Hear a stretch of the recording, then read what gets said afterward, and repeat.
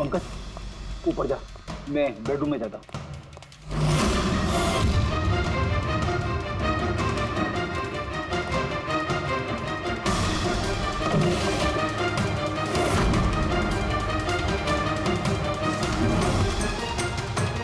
कुछ भी नहीं है।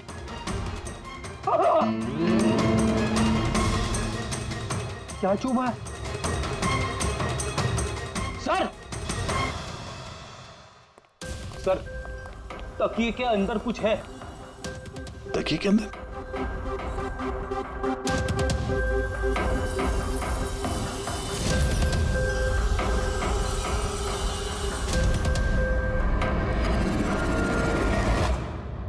वाकई ये तो बिल्कुल घड़ी जैसी है।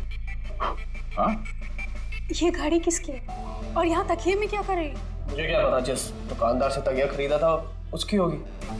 पहनो इसे। चल, मैं किसी की घड़ी क्यों पहनूं सर? घड़ी पहनते हो या हथकड़ी पहनाओ?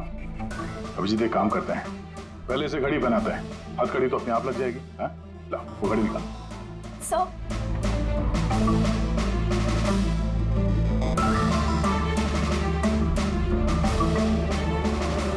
अरे वाह, देखो इसका हाथ कांपना बंद हो गया। हाँ? सर ये तो चमत्कार हो गया, इसका हाथ कांपना बंद हो गया। चमत्कार नहीं है पंकज, ये विज्ञान है। और अब देखो ये घड़ी पहनने के बाद सोनू कितने आराम से खून कर सकता है।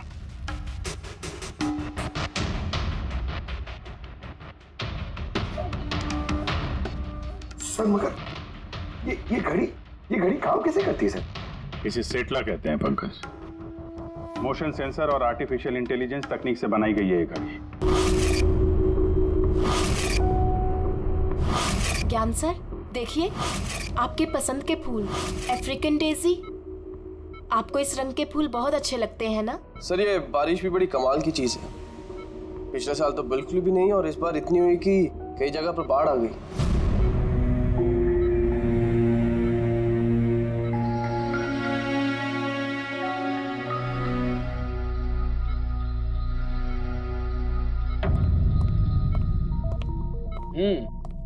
पापा, आपके स्टूडेंट्स अपने लाड़ प्यार से आपको बहुत बिगाड़ रहे हैं ना, और इनको तो मजा आ रहा होगा। पूछते हैं, बताइए।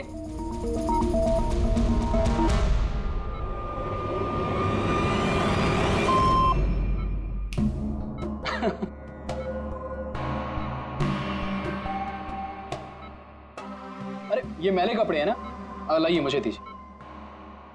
आदर्श, मैं आता हूँ।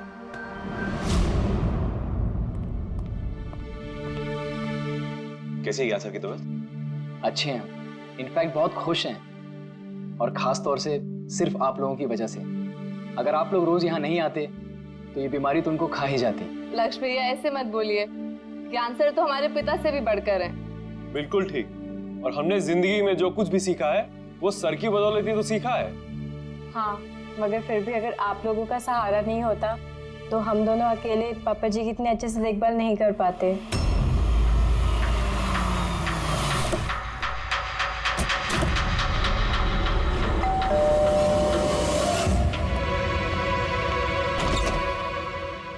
संदीप अंकल, नमस्ते अंकल। नमस्ते, सब ठीक है? ज्ञान कैसा है? अच्छे हैं, बहुत अच्छे हैं। चलो अच्छा है।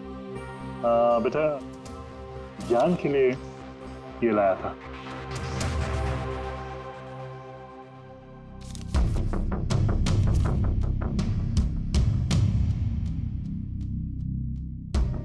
अंकल 25 लाख का चेक? हाँ बेटा, आज ज्ञानदीप इनोवेशंस की 5वीं सालगिरह है, बस उसी का तोहफा समझ लो। अंकल वो ठीक है, पर पापा ने तो पिछले 2 साल से कंपनी के लिए कोई काम नहीं किया। बेटा, कुछ रिश्ते इन सब बातों से बहुत ऊपर होते हैं। तुम्हारी पापा की और मेरी दोस्ती कुछ ऐसी है। अब चलो मुझे ज्ञान से मिलवा दो। पापा, देखिए आपसे कौन मिलने आया है। कैसा है मेरे दोस्त? अरे पहले से तो काफी फिट लग रहा है। अरे इतना हैंडसम मत लग, वरना नर्स का दिल आ जाएगा तुझ पे। बेटा, हाँ अंकल। मुझे पापा से कुछ अकेले में बात करनी है, if you don't mind. Sure uncle. हाँ, चलें प्लीज। अब संदीप अंकल के इस चेक से हमें वाकई बहुत मदद हो जाएगी। हाँ, पापा के लिए हम एडवांस बेड ला सकते हैं ना। हाँ सर लाइट क्यों? Light sir wait, light on कर। क्या हुआ? संदीप अंकल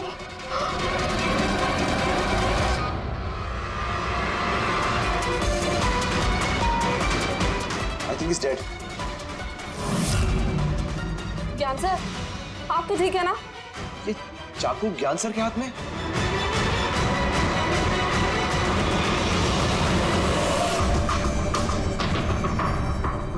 बस तुम ये कह रहे हो कि तुम्हारे पिता ज्ञान जी के हाथ में चाकू था, मगर उन्होंने संदीप का खून नहीं किया। सर, ये कैसे मार सकते हैं? इनको तो 2 साल से लकवा मारा हुआ है।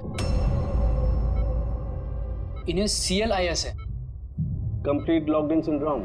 जी सर, इस स्थिति में शरीर का कोई भी मसल नहीं हिलता, यहाँ तक कि ये आंखें भी नहीं झपका सकते। इन्हें लकवा मारा कैसे? सर 2 साल पहले पापा का एक्सीडेंट हो गया था। कमाल है, 2 साल पहले एक्सीडेंट हुआ, तब से ये बिस्तर पे है, तो फिर इनके हाथ में चाकू कैसे आया? सर, ये नामुमकिन है। खून ज्ञान सर ने नहीं, किसी और ने किया। अरे मगर चाकू तो इनके हाथ में था ना। शायद कुनी ने थमा दिया होगा।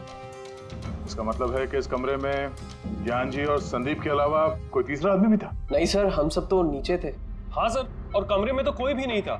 इसका मतलब तुम ये कहना चाह रहे हो कि ये खून ज्ञान जी ने किया? नहीं सर, मैंने ऐसा तो नहीं कहा। क्या मतलब है तुम्हारा? संदीप ने खुद अपने आप को चाकू मारा और उसके बाद मरने से पहले ये चाकू इनके हाथ में थमा दिया है? कहीं ऐसा तो नहीं कि ज्ञान जी को लकवा मारा ही ना हो, सिर्फ एक्टिंग कर रहे हो? सर आप ये क्या कह रहे हैं? जो आपने सुना, अगर आपको कोई एतराज न हो तो हम आपके पिता को एक बार फिर से चेक करना चाहते हैं। कर लीजिए, हम झूठ थोड़ी कह रहे हैं। देख लेते।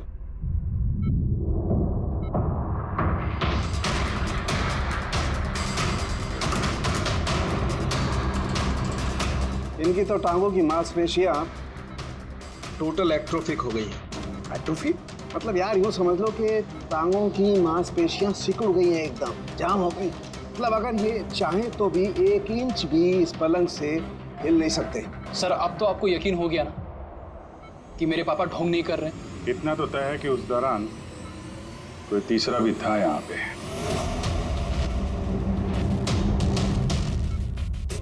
कहीं इस खिड़की से तो नहीं आया खून? पंकज, पेटी, तुम लोग जरा खिड़की के आसपास अच्छी तरीके से चेक कर लो, कुछ सुराग मिलता है क्या? सर अजीब बात है, पहली बार ऐसा हो रहा है कि खून का गवाह यहाँ मौजूद है, लेकिन इसकी गवाही नहीं ले सकते हम। गवाही मिल सकती है सर, गवाही कैसे मिल सकती है? इस मशीन के जरिए सर, जिसका नाम है BCI, ब्रेन कंप्यूटर इंटरफेस।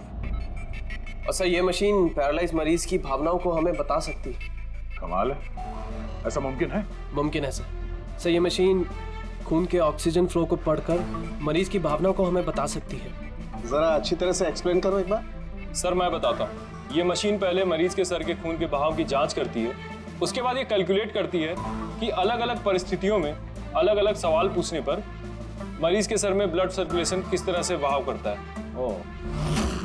और ये खून की मात्रा ये बताती होगी कि उस वक्त ये इंसान क्या सोच रहा था या इसके मन में क्या भाव थे। एग्जैक्टली। Good, very good. पेड़ी सर, यहाँ से ऊपर जाने का कोई रास्ता नहीं है। मुझे पता है, ये पाइप देखो, खूनी इसी पाइप से ऊपर चढ़ा होगा, खून करके वापस इसी पाइप से नीचे उतरा होगा। और वो टूटा हुआ गमला देख रहे हो, इस पे वो गिरा और वहां से भाग गया। चलो सर, नीचे जाके देखते हैं। चलो। मेरे पापा एक्सीडेंट से पहले इस तकनीक को और आगे ले जाना चाहते थे। पापा का हमेशा से मानना है कि विज्ञान के पास हर बीमारी का इलाज है, जरूरत है तो बस आंख खोल के उस इलाज को ढूंढने की। बिल्कुल ठीक कहते थे आपके पिताजी। हाँ सर, ज्ञान सर चाहते थे कि विज्ञान के जरिए उन लोगों को आंखें मिले जो देख नहीं सकते, उन लोगों को कान मिले जो सुन नहीं सकते। मानवता का उद्धार करना चाहते थे ज्ञान सर। और किस्मत का खेल देखो, पापा जी की बनाई हुई तकनीक आज उनके ही इतने काम आ रही है जिस पे पहले उन्होंने इतना काम किया था। सही बोल रहे सर, गमला तो टूटा हुआ है। और ये देखो, ये पैर के निशान देखो, खूनी यहीं से भागा है। सर ये देखिए, खून है सर। मतलब पंकज, कमरे के अंदर कोई और भी था जिसने संदीप जी को मारा है। इस खून के सैंपल को फॉरेंसिक लैब लेके चलते। तो ये ज्ञान जी बीसीआई के जरिए क्या क्या बात करते थे? जैसे जब उन्हें भूख लगे तो वो बता देते हैं, अगर उन्हें बेड पैन की जरूरत है तो वो बता देते हैं। यहाँ तक कि पापा तो शतरंज भी खेलते हैं इससे। व्हाट? शतरंज भी? हाँ सर, और जैसे जैसे पैटर्न इनके दिमाग में बनता है वैसे वैसे इन अक्षरों के पीछे की लाइट जलती जाती है और हम एक एक अक्षर मिला करके समझ लेते हैं कि सर क्या कहना चाहते हैं। फिर तो ज्ञान जी बता सकते हैं खूनी कौन है? हाँ सर, बिल्कुल। सर हमें पापा से पूछना चाहिए। पूछेंगे, पहले पूरी तहकीकात तो हो जाए हमारी।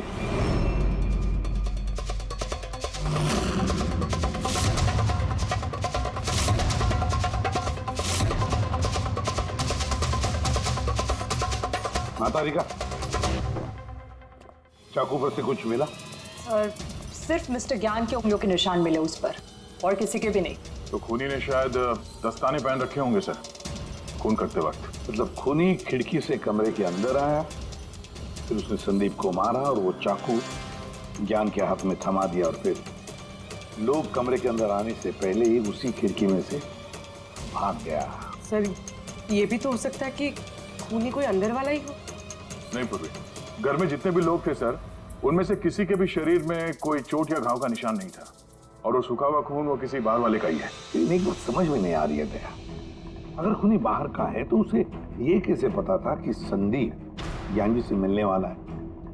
10 मिनट पहले ही तो ये संदीप वहां पहुंचा था और फिर उसका खून हो गया। सर ऐसा लगता है कि शायद ये खूनी संदीप का पीछा कर रहा था, और जब संदीप अपने पूरे दिन का शेड्यूल बना रहा होगा, हो सकता है किसी तरह से उसे पता चल गया होगा कि शाम को संदीप ज्ञान जी से मिलने जा रहा है उनके घर। नहीं, लेकिन ये दोनों भी, मतलब संदीप और ज्ञान जी अकेले ही होंगे, ये उसे कैसे मालूम था? सर ये भी हो सकता है कि खूनी नहीं जानता हो, पर क्योंकि वो इनका पीछा कर रहा था तो जैसे ही मौका मिला कमरे में घुस के मार दिया इन्हें। गया, जरूर कोई गहरी दुश्मनी थी उसकी संदीप के साथ, इसीलिए तो इसका पीछा ही नहीं छोड़ा उस खूनी ने। और बॉस, जिस किसी की भी संदीप जी के साथ दुश्मनी थी उसे अप्लास्टिक एनीमिया था। ये अप्लास्टिक एनीमिया क्या होता है सर? पंकज, ये बहुत ही रेयर डिजीज होती है, ये बीमारी बहुत कम लोगों को होती है। इसमें इंसान के बोन मैरो और बोन मैरो के स्टेम सेल्स धीरे धीरे खत्म होने लगते हैं। खून के red blood corpuscles, white blood corpuscles और प्लेटलेट्स सब धीरे धीरे खत्म हो जाते हैं। अगर ये बीमारी बहुत रेयर है तो ये पता लगाना ज्यादा मुश्किल नहीं होगा कि शहर में ऐसे कितने लोग हैं जिन्हें इस किस्म की बीमारी है। Aplastic anaemia.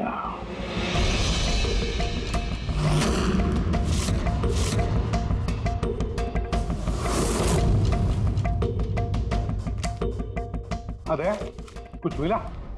हाँ सर, इस शहर में कुल मिला के 45 ऐसे पेशेंट्स हैं जो इस रेयर बीमारी के शिकार है सर। उनमें से 16 लोग तो देश में हैं ही नहीं।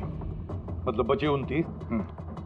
उनमें से 14 ऐसे लोग हैं जो बुजुर्ग हैं सर, मतलब ऊंची बालकनी में कूद नहीं सकते हैं। तो 15 बच गए। उसमें से 7 बच्चे हैं जो 12 साल से कम उम्र के हैं। मतलब बचे 8? हाँ सर, और 8 में से 4 तो ऐसे हैं जो बहुत ज्यादा मोटे हैं सर। ये देखिए, ये ना तो उस बालकनी पे चढ़ सकते हैं ना कूद सकते हैं, नामुमकिन है। मतलब दया, हमारे पास 4 सस्पेक्ट्स है। 4? हाँ सर। कौन कौन है वो? सर लीला, रमेश, सुनील और हेमंत। लीला, रमेश, सुनील और हेमंत। पूर्वी सर, जरा देखो तो हमारे क्रिमिनल डाटाबेस में कोई पुराना पापी है क्या?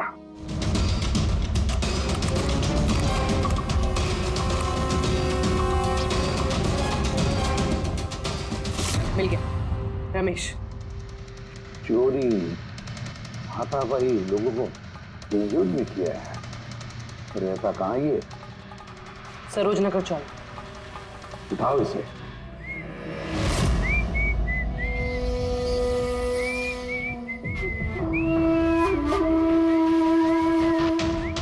माला, जरा एक फूल माला हमें भी पहना दीजिए। अच्छा बताओ, शादी कब करना है? शादी? और तुमसे? मेरे घर की छिपकली भी नहीं करेगी तुमसे शादी। क्यों? इतने बुरे दिखते हो ना, कि तुम्हारे घर का आईना भी डर जाता होगा तुम्हें देख के। लेकिन तुम्हारे घर का आईना तुम्हारे लिए शायरी बोलता होगा, मुझे पता है। अरे ये क्या हुआ तुम्हारे हाथ को? अरे कुछ नहीं, मैदान जंग में वीर योद्धाओं को ऐसी चोटें लगती रहती हैं माला जी। नौटंकी मत कर, अभी बता क्या हुआ। हुआ ये कि मैं पैदल चलता चला जा रहा था, तभी देखा एक बूढ़ी औरत रास्ता पार करने के लिए आगे बढ़ी थी। तभी दूसरी तरफ से एक मोटरसाइकिल बड़ी स्पीड में, बड़ी तेजी से 100 की स्पीड में उसकी तरफ जा रही थी। जैसे ही मोटरसाइकिल उस बूढ़ी औरत को छूने वाली थी, बीच में पहुंच गया मैं और बचा लिया उसे। अच्छा, तुम इतने बहादुर हो। मेरी खूबियों के बारे में अभी तुम्हें पता नहीं है ना। अच्छा बताओ, और कौन कौन सी खूबियां है तुम में? खूबियां ये हैं कि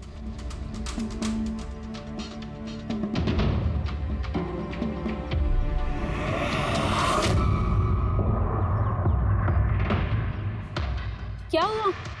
तुम्हारे चेहरा ऐसे दही जैसे सफेद क्यों हो गया? माला, मुझे छुपा ले। अरे माला क्या छुपा ले। कर रहे हो? छुप क्यों रहे हो?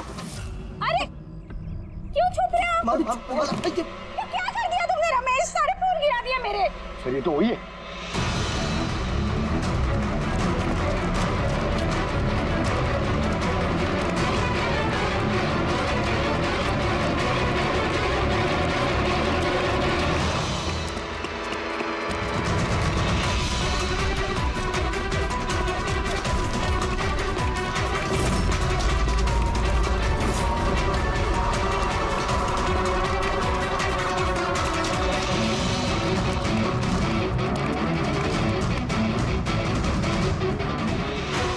भाग्य से लगता है जाएगा कहाँ?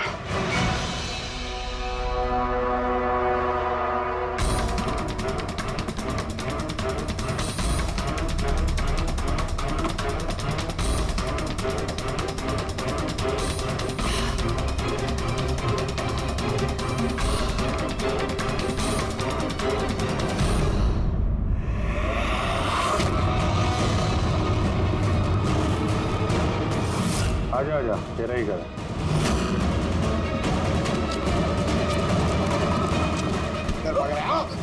सीआईडी से भागना इतना आसान नहीं है।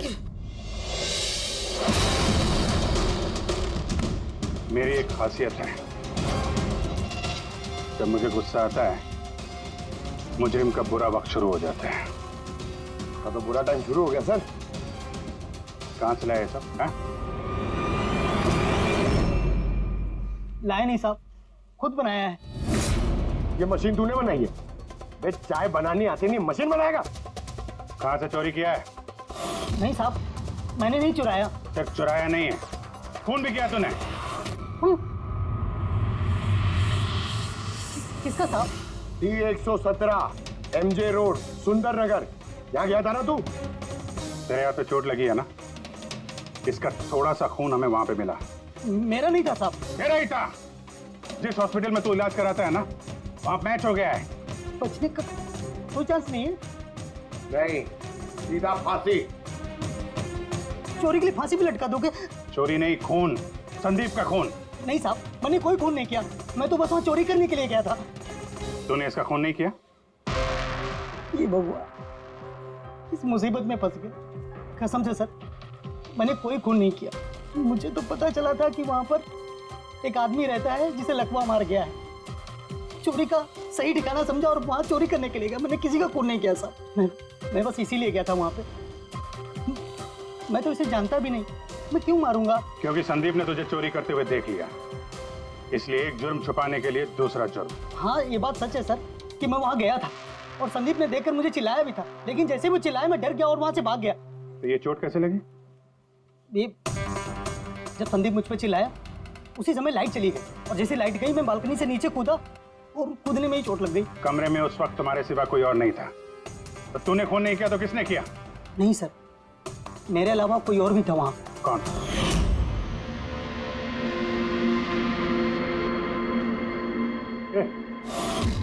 कौन है तू? हाँ? अंधेरे में चेहरा तो नहीं पहचान में आया, पर उसकी घड़ी चमक रही थी। घड़ी? संदीप ने तो कोई घड़ी पहनी नहीं थी। सर ये झूठ बोल रहा है, कोई आदमी नहीं था, कोई घड़ी नहीं थी। कोई था या नहीं, इसका जवाब तो वही दे सकते हैं। मिस्टर ज्ञान, आज कैसी तबीयत है इनकी? सर हमेशा की तरह ही है। सर आज आप इनसे सवाल पूछना चाहते हैं? शुरू करें। श्योर सर, लेकिन आपको जो भी पूछना है आप एकदम धीरे धीरे पूछिएगा ताकि वो आपके एक एक शब्द समझ पाए। हाँ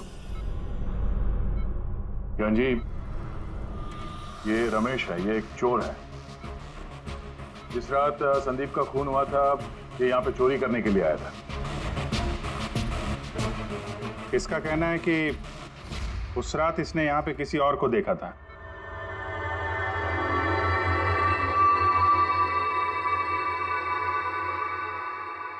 रमेश, उस रात जहाँ पे तुम खड़े थे वहीं जाके खड़े हो जाओ। जी सर।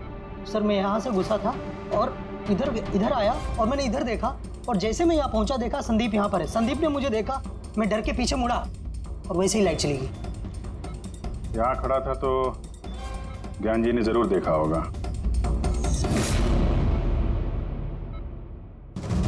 ज्ञान जी यहाँ पे था?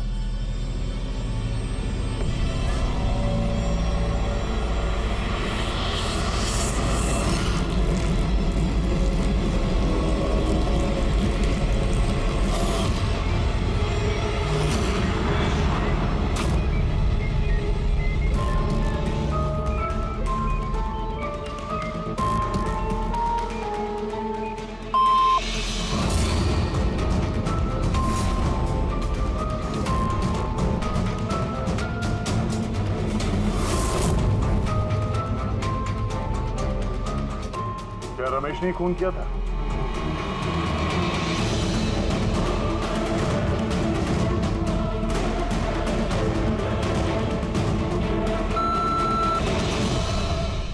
नो सर, नो का मतलब नहीं सर। मैंने बोला था ना नहीं मारा सर। हाँ ठीक है, इधर खड़े हो जाओ। ज्ञान जी, आपने खूनी को देखा है? आप जानते हैं खूनी को?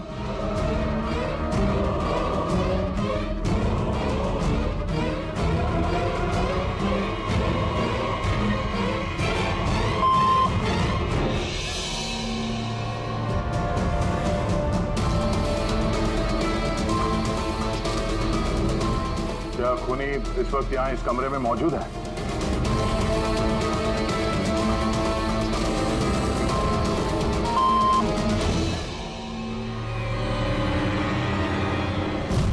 इसका मतलब खूनी हम में से कोई एक है। आपका कोई स्टूडेंट?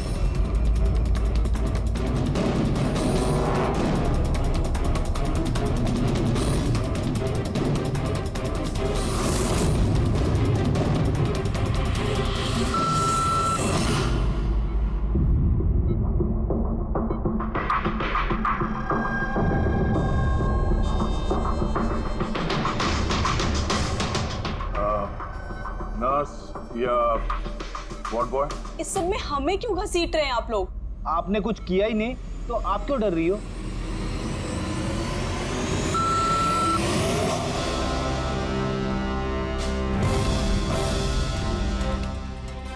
जान जी, तब तो सिर्फ आपके घर वाले ही बचते हैं।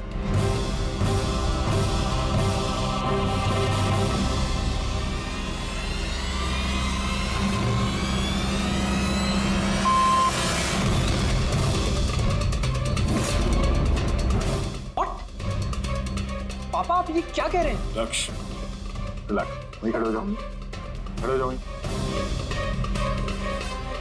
ज्ञान जी, क्या लक्ष्य खूनी है?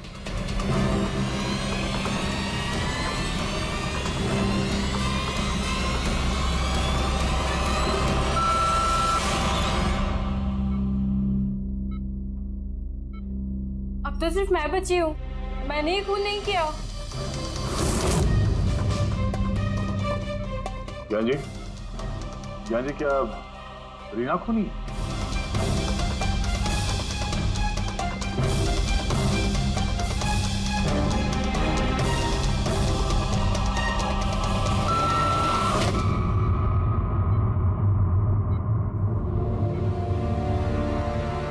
ज्ञान जी, आपने कहा था कि खूनी आपके परिवार में से है। कौन है वो?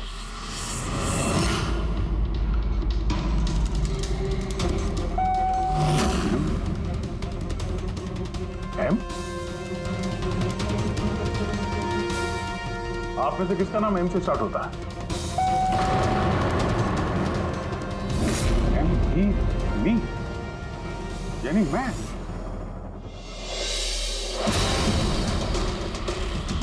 जान जी, आप कह रहे हैं कि खून आपने किया है?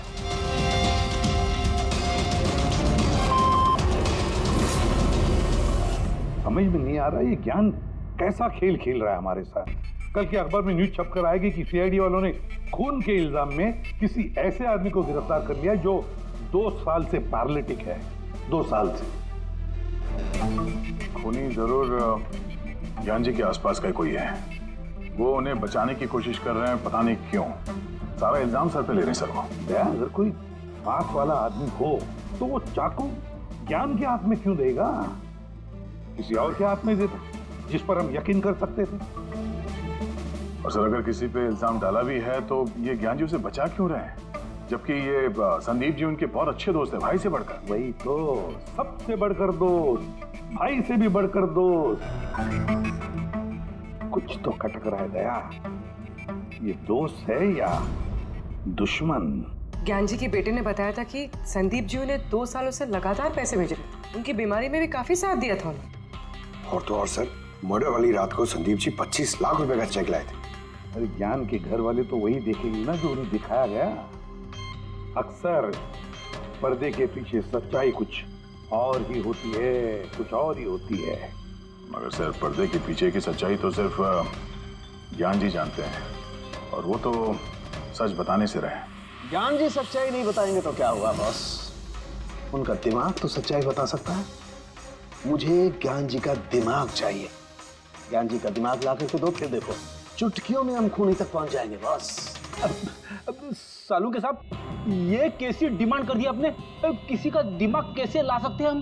क्यों नहीं ला सकते हम फ्रेडी? इस केस में, ज्ञान के केस में तो उसका दिमाग हम तनुखे को लाकर दे सकते हैं, क्योंकि पिछले 2 साल में ज्ञान के दिमाग में जो भी चल रहा है सब उस बीसीआई मशीन में छप रहा है। Exactly boss. और ये मशीन ही हमें बताएगी कि ज्ञान जी में और संदीप में क्या और कैसा रिश्ता था। हाँ रेडी, सारा डेटा लेकर आओ बीसीआई मशीन का। और दया सर, उस रमेश को वहां लेकर जाओ ज्ञान के घर पर, और वहां जितने भी लोग मौजूद थे उन सबकी घड़ियां चेक करवाओ। सर, आप लोग अभी हम पे शक कर रहे हैं? हाँ, और तब तक करते रहेंगे जब तक असली खूनी मिल नहीं जाता। मगर ज्ञान सर ने बता तो दिया कि हम सब निर्दोष हैं, तो फिर? हो सकता है उन्होंने झूठ बोला हो तुम में से किसी को बचाने के लिए। तो अब आप असली खूनी को कैसे ढूंढोगे? सीआईडी ने जिम्मा मुझ पे सौंपा है, क्योंकि उस रात मैंने खूनी की घड़ी देख ली थी। लेकिन उस रात तो कमरे में अंधेरा था, तुमने घड़ी कैसे देख ली? मैडम, इस दुनिया का बेस्ट चोर हूँ मैं। जिस चीज पे नजर डालता हूँ दिमाग में कुंडली छप जाती। तो दुनिया के बेस्ट चोर जी, काम पे लग जाओ।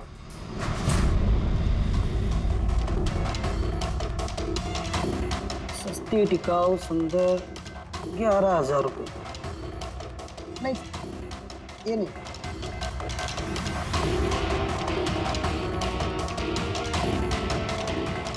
नहीं सर, जरा आप हाथ दिखाएंगे? ये भी नहीं, तो बिल्कुल बेकार है। ओ हेलो, बेकार है? 2 लाख की घड़ी है ये।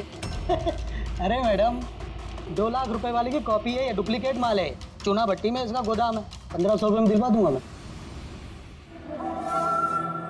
हाँ दिख,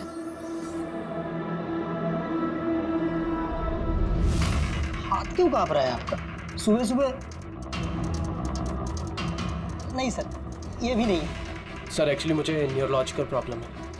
बचपन से ही मेरे हाथ कांपते हैं, मैं कुछ भी अच्छे से पकड़ नहीं पाता। मगर जरा पेन देना इनको।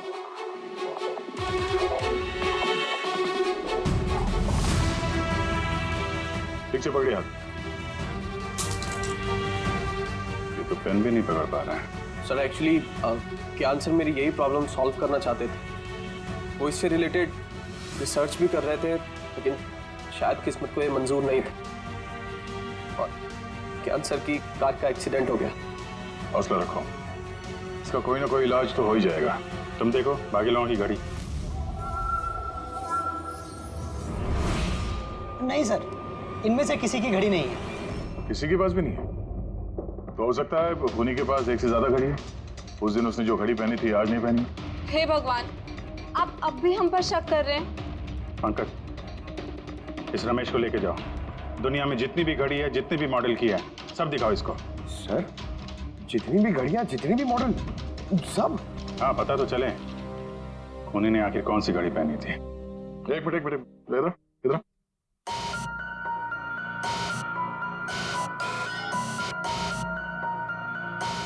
हेलो, अपने बटुए का ख्याल रखना जब ये आदमी साथ में है। हाँ? बोला था ना, दुनिया का बेस्ट चोर हूँ। और दीपिका के इयररिंग्स? निकाल। अरे सर, आपने ये भी देख लिया? सीआईडी से कुछ भी नहीं छुपता वैसे। हाँ चल। आज अब बेस्ट चोर इधर है। आप लोग ये बताइए, ज्ञान जी की और संदीप के बीच में कुछ प्रॉब्लम थी क्या? सर, बहुत अच्छा रिश्ता था। तो फिर ज्ञान जी ने संदीप के खून का इल्जाम अपने सर पे क्यों लिया था? उन दोनों के बीच में कोई टेंशन हुई थी? नहीं सर, टेंशन तो नहीं थी, लेकिन एक बात पे बहस जरूर हुई थी। एक्सीडेंट के ठीक पहले उनकी बीसीआई मशीन एक मोड़ पे अटक गई थी और कोई सोल्यूशन नजर नहीं आ रहा था सर। इसके लिए ज्ञान सर हमेशा चिढ़े हुए रहते थे और बहुत गुस्से में रहते थे। हाँ सर, जब संदीप अंकल ने पापा से कहा था कि आप टेंशन मत लीजिए, कोई ना कोई हल निकल आएगा, तो पापा उन पे भी भड़क गए थे। और हाँ सर, इसी गुस्से में वो तेजी से गाड़ी चला रहे होंगे और उनका एक्सीडेंट हो गया। एक मिनट। अगर ये एक्सीडेंट बीसीआई मशीन के पूरे होने से पहले हो गया था, तो ये बीसीआई मशीन काम कैसे कर रही है? सर, संदीप अंकल ने उसे पूरा किया। संदीप ने?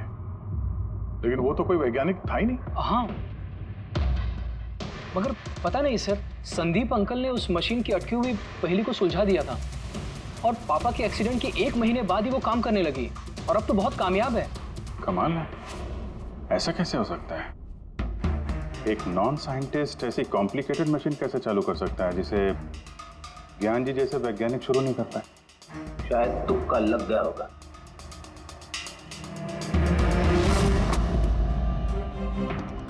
माय गॉड, पिछले 2 साल का इतना सारा डेटा निकाला ज्ञान जी।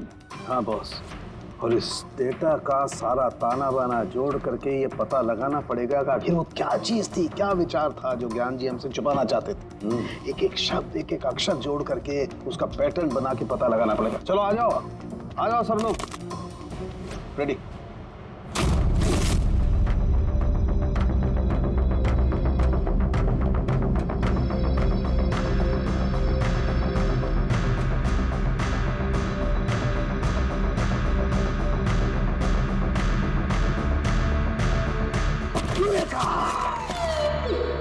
क्या हुआ सर, क्या मिला?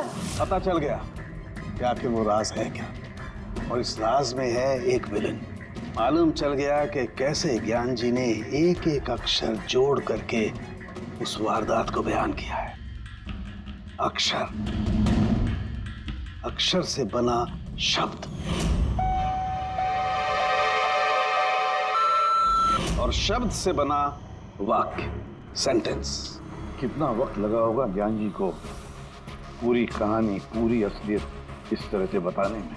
बस कम से कम 6 महीने, और ये सब शुरू हुआ एक्सीडेंट से ठीक पहले। आज के बाद तुम इस कंपनी में साइलेंट पार्टनर रहोगे और तुम्हारा मुनाफा सिर्फ 5% होगा और उससे ज्यादा तुम्हें 1 रुपया नहीं मिलेगा। ओके ओके ओके ओके, लगता है तुम्हारा ये प्रोजेक्ट जो है कंप्लीट हो गया। आखिर में तुम सफल हो गए हो। हाँ, मैं सफल हो चुका हूँ, लेकिन मैंने ये मशीन मरीजों के लिए बनाई है, मानवता के लिए बनाई है, तुम्हारे जैसे लालची इंसानों के लिए नहीं बनाई।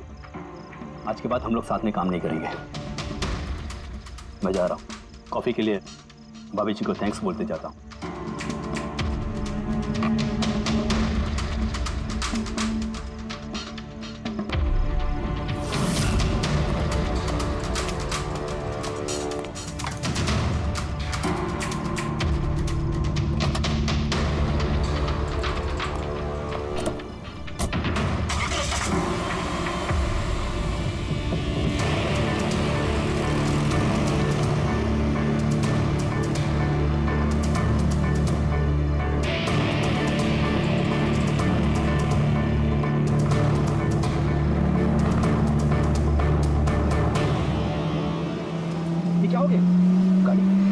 नहीं लकड़ी।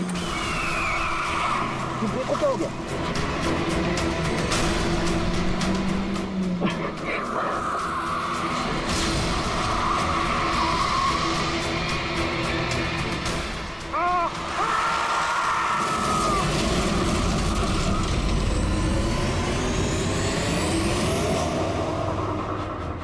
अब पता चला मुझसे पंगा लेने का अंजाम। मुझे 5% देने वाला था ना तो अब देख, मैं तुझे 5% दूंगा जिंदगी भर। मतलब संदीप जो दोस्ती जता रहा था, एक मुखौटा था दुनिया के लिए। और सर अगर ये सारे डेटा इन कागजात में लिखे हुए हैं तो इसका मतलब ये है कि ज्ञान जी ने ये बात अपने दिल में नहीं रखी है। किसी न किसी को संदीप की असलियत के बारे में जरूर बताई होगी।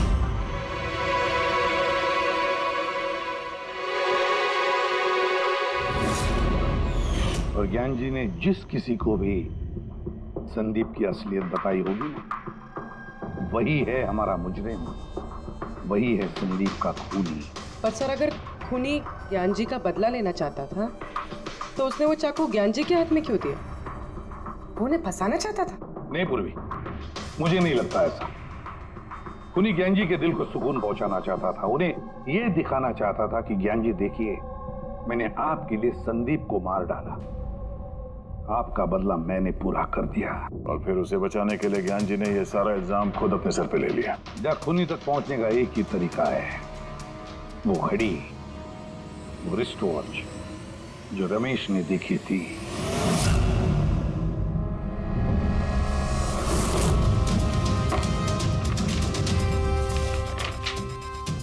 अरे भाई जल्दी कर, इतना टाइम नहीं हमारे पास। देख रहा हूँ। क्या हो गया सर? क्या रमेश, मजा आ रहा है या नहीं? बस सर, मैं आपके हाथ जोड़ता हूँ, अब और घड़ियां नहीं देख पाऊंगा। इन्होंने मुझे 10,000 से ज्यादा मॉडल दिखा दिए, मेरा सर फटा जा रहा है सर। जब तक वो घड़ी का मॉडल नहीं मिलता ना, देखो घर नहीं जाने देंगे हम लोग। सर क्या कर रहा है? सर भगवान के लिए मुझे जाने दीजिए, मैं आगे से कभी चोरी नहीं करूंगा सर, मुझे घर जाने दीजिए। उठो, चलो पता तो चले कि उस रात तुमने वहां पे कौन सी घड़ी देखी थी। हाँ? अब और कितनी घड़ियां देखूंगा सर, एक एक ब्रांड का एक एक मॉडल देख चुका हूँ मैं, इनमें से कोई घड़ी नहीं है वो। तो कोई मॉडर्न घड़ी थी क्या? हाँ मैडम, शायद मॉडर्न घड़ी थी तो घड़ी, लेकिन वो दिख घड़ी की तरह नहीं रही थी। क्या कहा? मॉडर्न घड़ी थी लेकिन दिख नहीं रही थी, घड़ी जैसी? हाँ। देखी है ना घड़ी, तो ड्राइंग बनवाओगे? जी जी ठीक है। पूर्वी, इसे स्केच बनवा लो। सर। हाँ सर ये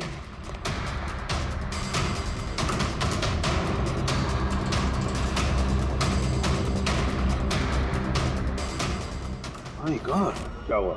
एक मिनट बस, तो जैकपॉट हाथ लग गया है। रमेश इधर आओ। जी। गौर से देखो, यही थी वो गाड़ी? यही थी सर, बिल्कुल यही थी सर। कौन सी घड़ी है ये? चुरा लूं तो कितने में बिकेगी? पैसे नहीं मिलेंगे, रुपए मिलेंगे, लाखों रुपए मिलेंगे। इतनी महंगी घड़ी है ये? घड़ी नहीं, इसे सेटला कहते हैं, सेटला। सेटला?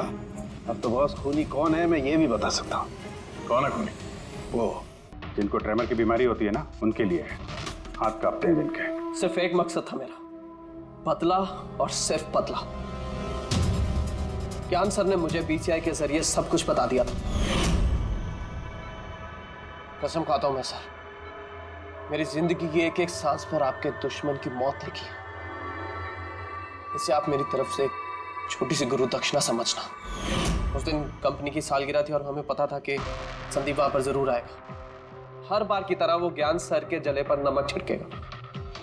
ज्ञान सर से बात करने से पहले वो हमेशा सबको बाहर निकाल देता ताकि वो ज्ञान सर को चढ़ा सके। लेकिन इस बार उसे ये नहीं पता था कि उसकी मौत उसका इंतजार कर रही है। आज हमारी कंपनी की 5वीं सालगिरह है। जब नेहा, संदीप, रीना और वो वार्ड बॉय और नर्स कमरे से बाहर निकले तो किसी का ध्यान नहीं गया कि मैं उनके साथ नहीं। देखो कैसा दोस्त हूं मैं। A promise is a promise, my friend. And you know, as I... कौन है तू? हाँ?